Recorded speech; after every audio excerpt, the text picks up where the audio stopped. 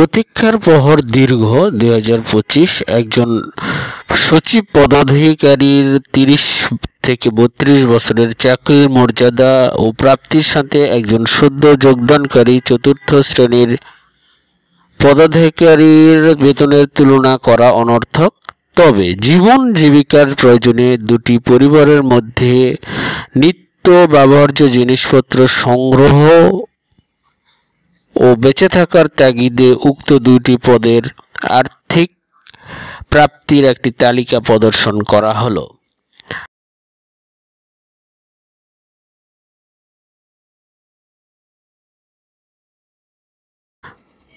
আর্থিক ব্যবধান প্রচুর ও সীমাহীন।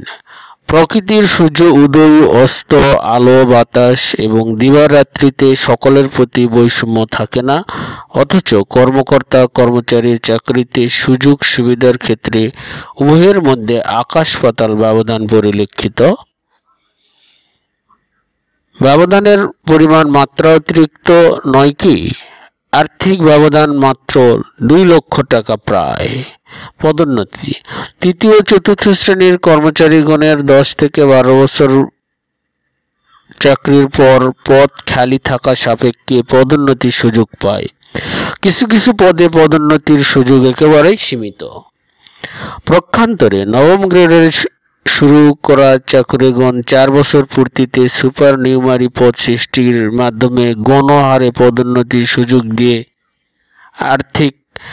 তাদের বর্ধিত আর্থিক বেতন প্রদান ও পদমর্যাদা সংরক্ষণ করা হয়ে থাকে, যা পুরোপুরি বৈষম্য বই কিছু নয় কি?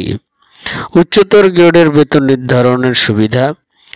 নবম গ্রেডের চাকরি শুরু করা চাকরিগণ 4 বছর পূর্তিতে পদোন্নতি পান বলে উচ্চতর গ্রেডের বেতন সুবিধা প্রাপ্তির জন্য অপেক্ষায় থাকতে হয় না।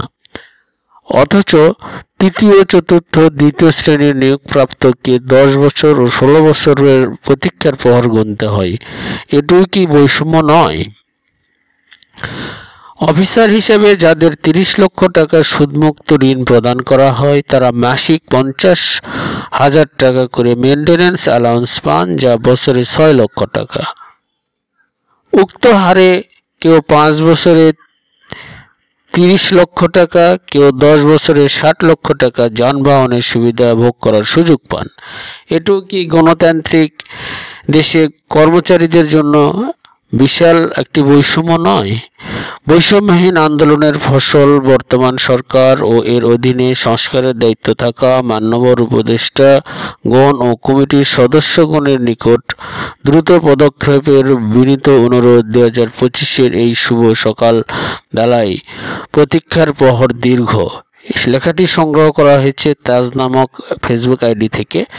ভিডিওটি ভালো লাগলে অবশ্যই ভিডিওটিতে লাইক এবং শেয়ার করতে ভুলবেন না। Thank you very much.